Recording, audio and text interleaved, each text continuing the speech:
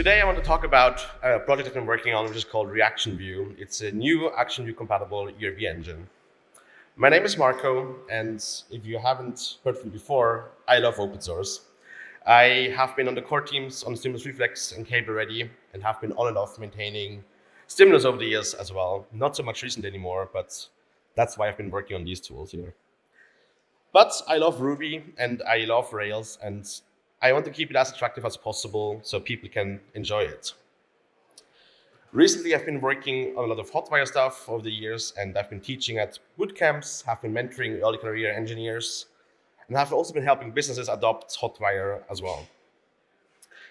But I noticed there's lack of tooling and lack of feedback, and there's not really enough that can make it better for us to use these applications or build these applications.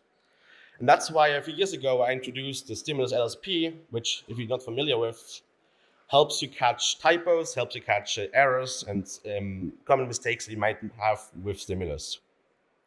It also helps you kind of give all the attributes and complete them so you know what's valid, and it will help you validate that. The problem here was that this was HTML only. It didn't really have ERB support.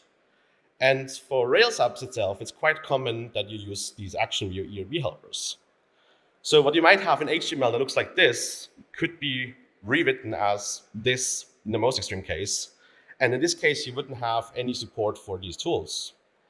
There was no ERB support, there was no tooling support. And that's kind of one of the things I mentioned 2 years ago at Rails World, that there are plans to support more of these tools if the Ruby LSP and other tools get better ERB support.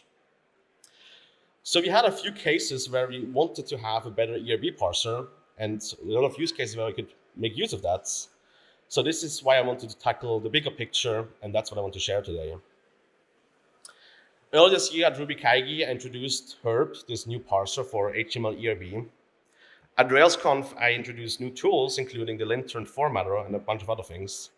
And today here at Euruko, I want to talk about rendering ERB views in Rails. So to recap from RubyKaigi, I introduced Herb there. Herb is an ecosystem of tools. It initially set out to be a parser, formatter, and a linter. And it kind of grew into this bigger ecosystem of tools that kind of support that. But the most important piece is the parser. And that's what I talked about at Kaigi a lot. But to summarize this, it's a HTML-aware ERB parser. It's written in C. It's built on Prism for parsing the Ruby pieces in your ERB documents. It's designed for tooling, and it supports these ActionView tag helpers as well. And what it gives you is an interleaved syntax tree of the document you have of the HTML and the embedded Ruby, which means you get structural awareness of these files. One of the examples I like to kind of show here is this one here. And if you look at this just from a parser perspective, what it sees is Ruby, text content, and Ruby again. But the parser itself doesn't have any understanding, like traditional parsers don't have any understanding that the if and the ends kind of belong together, because that's what makes Ruby, right? So in Herb, when you parse this document, you get the syntax tree on the right side. But what it does is it gives you this if block at the top, the end at the bottom, and then combines, it gives you this container to hold more content. And this HTML element in the middle of it is within that element, or this if container. So you have the structural awareness of where documents and stuff are in your document. So you have really good understanding of what's happening. And that's pretty much like in detail what I talked about at RubyKaigi. I introduced this parser. It supports Node.js, it supports WebAssembly, it runs in the browser. There's Ruby bindings, so you can use it from Ruby too, and that's kind of the whole thing there. At RailsConf, I was talking about a vision for the view layer that we could have when we are using these tools to be more effective.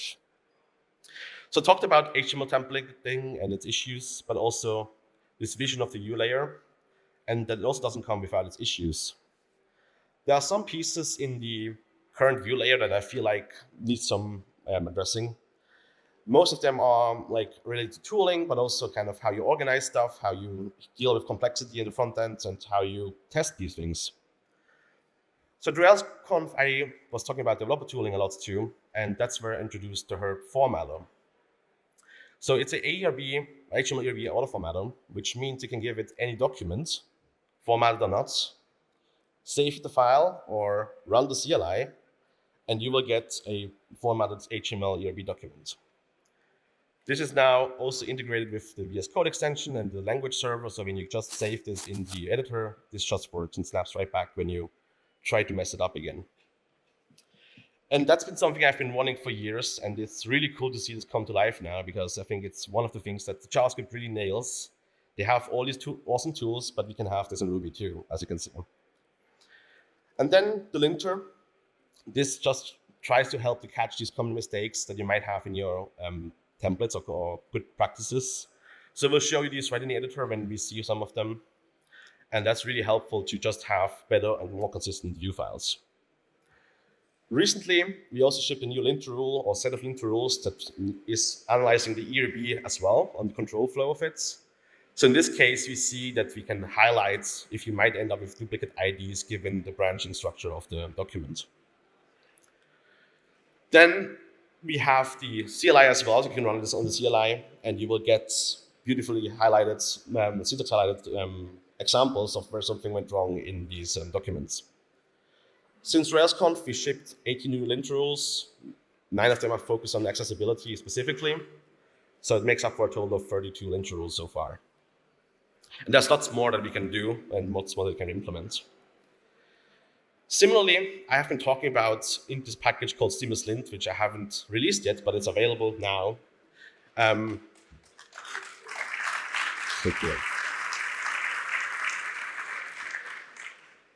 Previously, this was locked into the language server itself, the Stimulus LSP, and it was kind of just locked into your editor. But now you can run this in the CLI, and you will get the same kind of highlighting and infrastructure that the herb linter provides to you. It's built on this Stimulus parser project that just parses your application and sees all the controllers you have. And it's now using herb to kind of bring its same care to the ERB side as well. So we're going to ship an update to the Stimulus LSP soon that makes use of both StimusLint and herb to integrate all of this.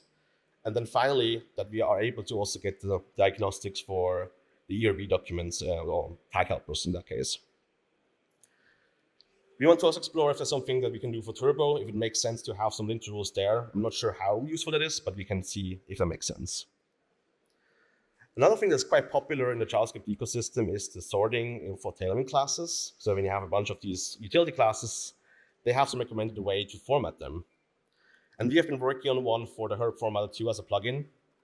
So when you kind of have a document, add some new class to it and save the file, it will sort them as you would expect from the prettier plugin they had before.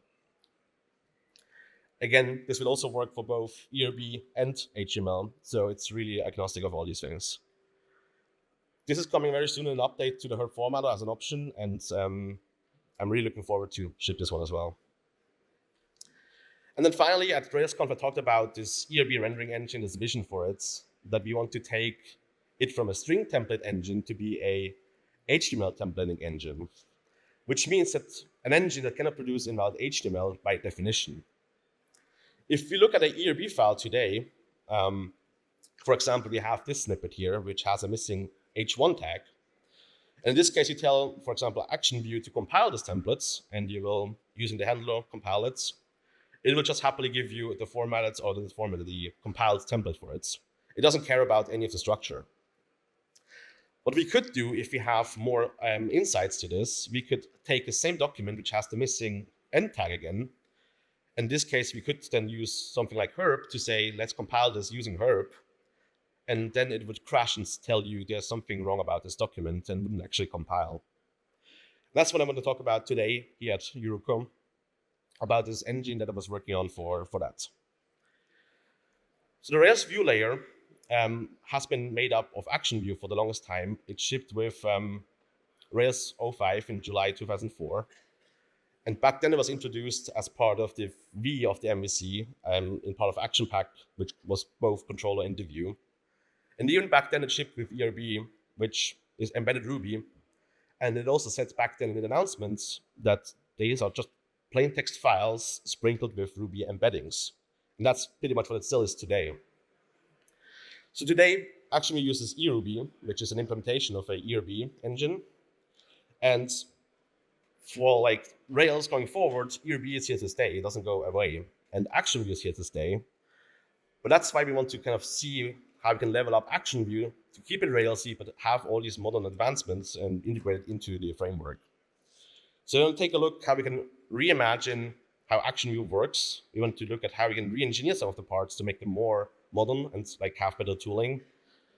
But we also want to see if we can make them reactive to have less and less JavaScript because the engine itself knows about all these different things. And that's kind of the plan of ReActionView. It's an initiative to explore what's possible in the view layer for this year and beyond.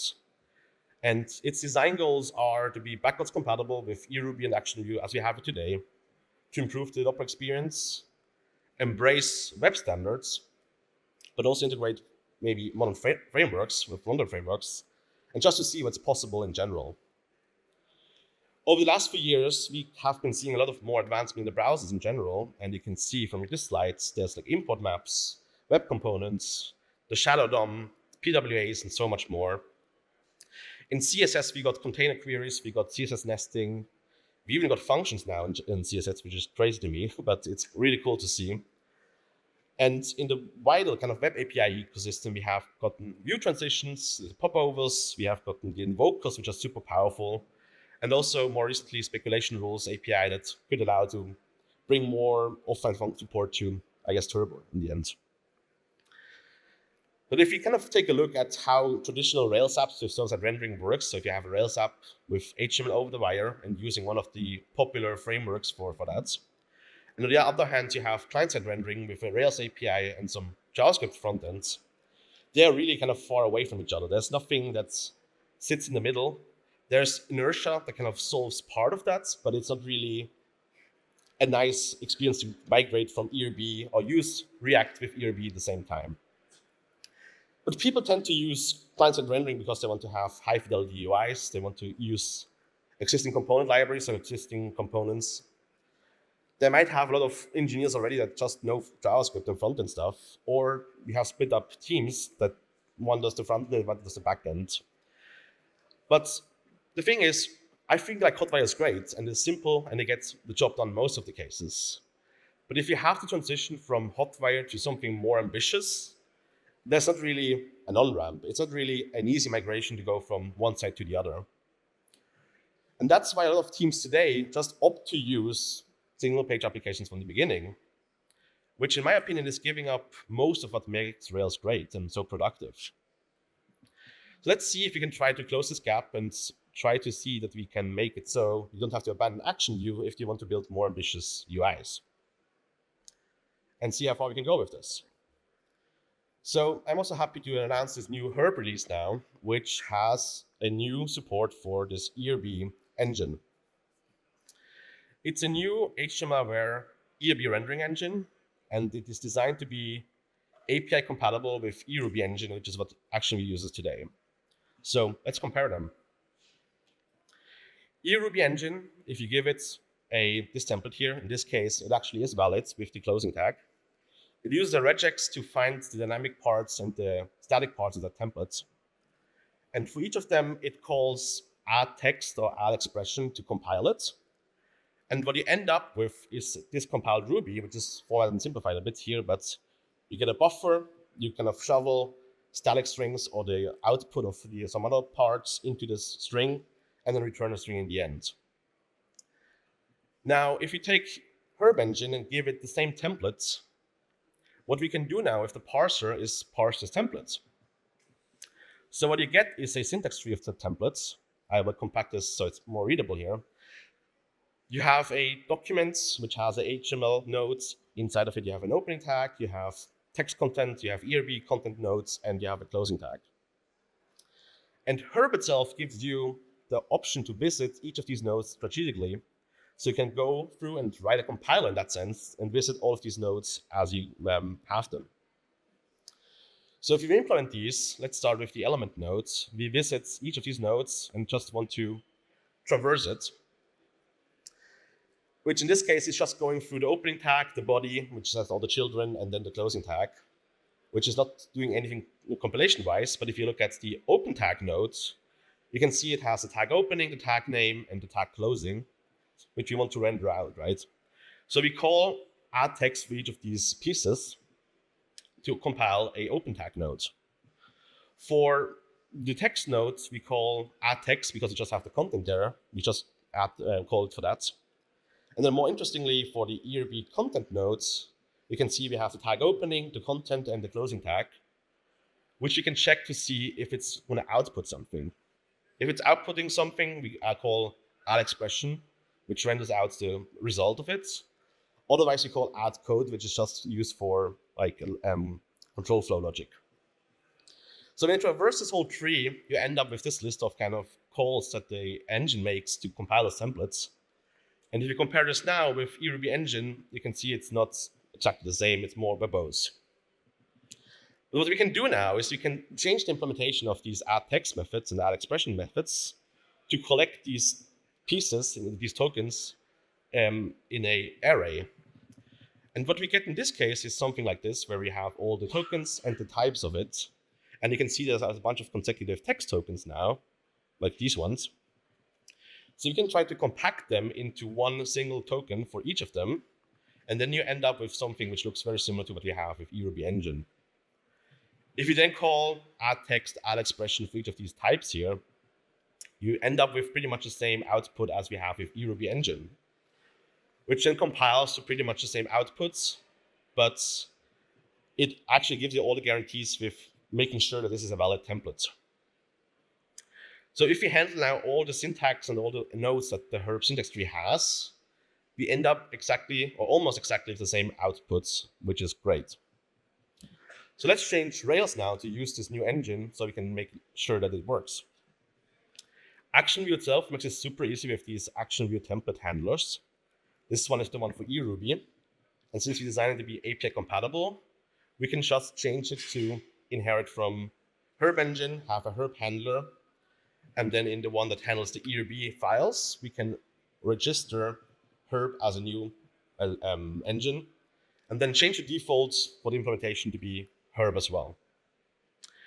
And if you just go back into our app, which uses custom Rails fork now, start the app, you get an application running on ERB engine, which is super exciting. As I mentioned, this gives us all the guarantees the herb parser gives us, because it's making sure we have valid syntax, valid templates, valid HTML, and we turn it from being a string template engine to being a HTML template engine. And this gives us so much valuable feedback, also because the same parser now is running in your DevTools in your editor and is rendering that output in the browser. And that makes it a lot more instant and accurate because it's the same thing. So we have really good tooling for this then. But since we have so much introspection now of these documents, we can do a lot of cool things now. So let's improve the way Rails renders error messages. Today, if you have a syntax error in Rails, it gives you this whole blob of the templates, and you cannot really see what's wrong about this template in a glance.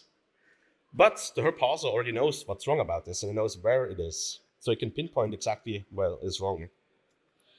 We have been doing this already in the CLI, kind of to show you where something is wrong, and let's bring the same logic to the browser. So when you open this page and have a template error, you get a nice error screen that tells you what's wrong about your templates, which is super exciting.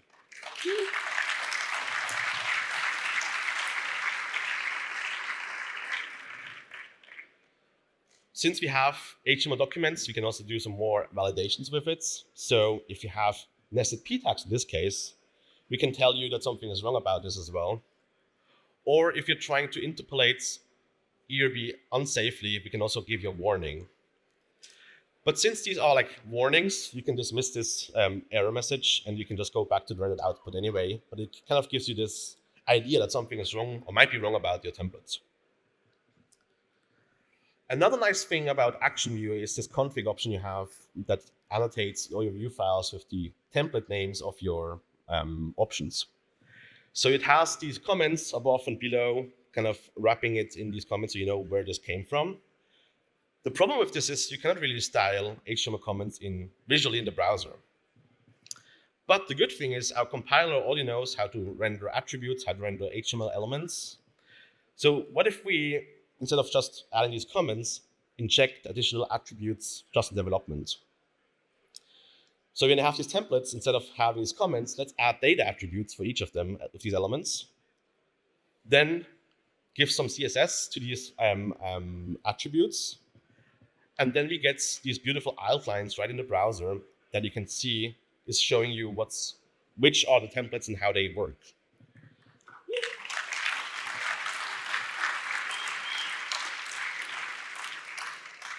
If you do this for views, partial, and components as well, give them a type attributes, we can also then more beautifully highlight different kind of parsers you have.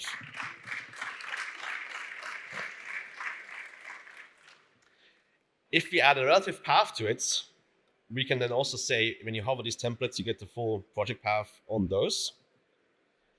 And then finally, if we also kind of annotate the full path to this template, when you hover and click on these labels, it will open the editor right where this template is defined in your code base, which is super exciting.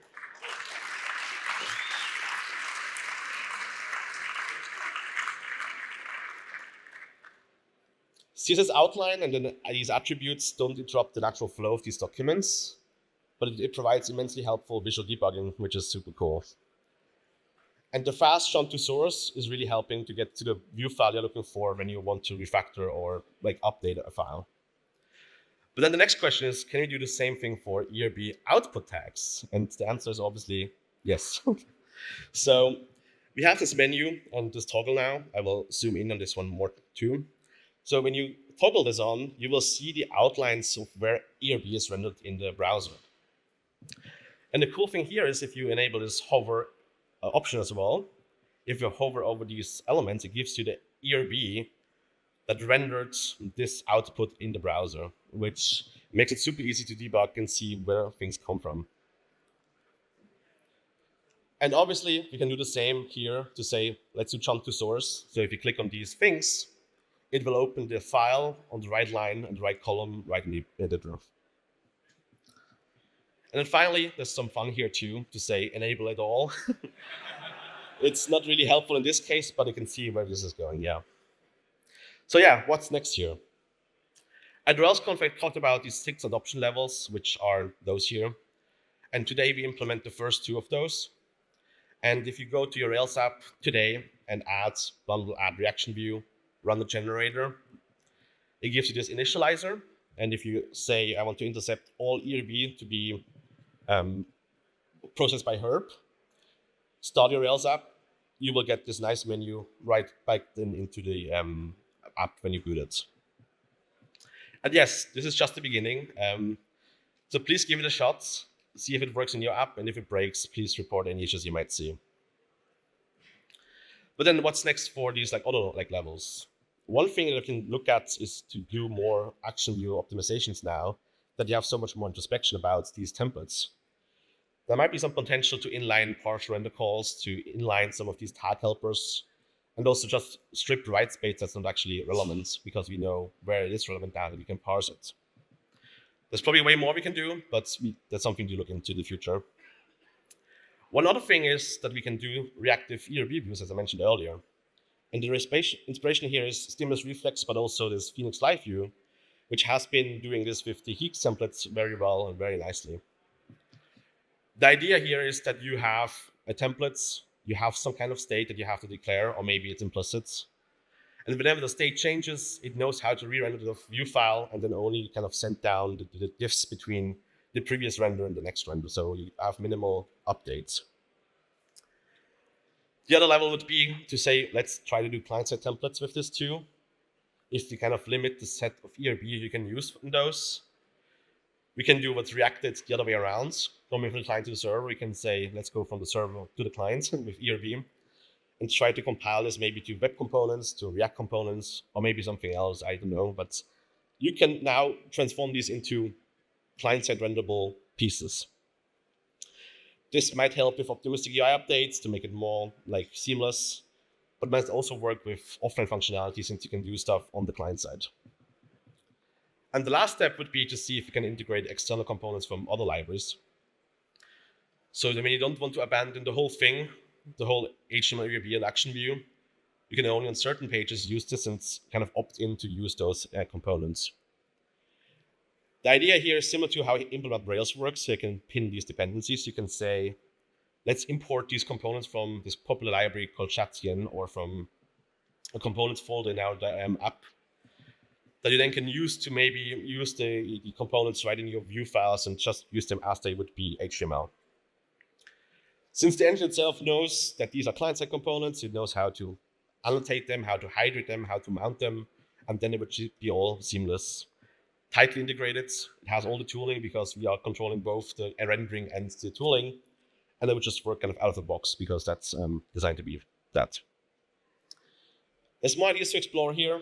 One of the things I've been asked about a lot is these stimulus controls are just used once in the app, and people have been recommending Alpine.js for this, and I like Alpine, but I don't really like the way you have to write JavaScript in HTML attributes. It looks kind of wrong to me. But maybe you can do something very similar to say we have an inline stimulus, similar to how Svelte maybe does it. So Svelte has the option to define a script tag in the same templates, and you can control the state and control all the things here in the script tag, and the compiler knows how to deal with this and kind of make this dynamic when you compile them. Another thing that's kind of nice in Vue.js at least is the Vue scoped file, CSS. So what they have is a styled scoped tag. So when you compile this template, it will take the CSS and then adds HTML attributes to these elements, and then also add these attributes to all the CSS rules, then scope it just for this file, which is kind of nice because then it doesn't leak to all the app. And one more final thing we can do is selective rendering. This might be super helpful for turbo frames when you have, let's say, a whole document and you only want to re-render this piece of the document. You can tell it to say, maybe let's render this thing, but only with the selector of reviews. So when you render this, it will only look at this and only compile this and only render that part, so you don't have to deal with the rest around it. But yeah, the idea here is just to bring more of these modern JavaScript tools back to Rails, back into ActionView, so you can use them and benefit from them. So there's less of a need to abandon the Rails way and the ActionView way. The good thing is ActionView has been really stable. Most features were additive, which makes this whole thing really easy to rely on and build on, and you cannot really break stuff. But also I think Rails should encourage more the modern use of JavaScript, or shouldn't discourage it at least, and also embrace modern web standards so we can make the browser do more work. Provide good defaults. That's what Rails has always been known for how to render or deal with the front end in Rails. So that the view layer itself scales the same way as the rest of the framework does. If you look at active records, you have all these cool tools to make it scale really well, but we can do the same thing with the view layer too. But it's again important to mention that this is not quite reality yet, this is a vision.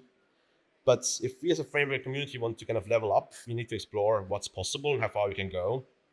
And these innovations require exploration. And even if none of this is viable, I think what we have been showing today already has been viable and worth it. But I think we can take it even further than that.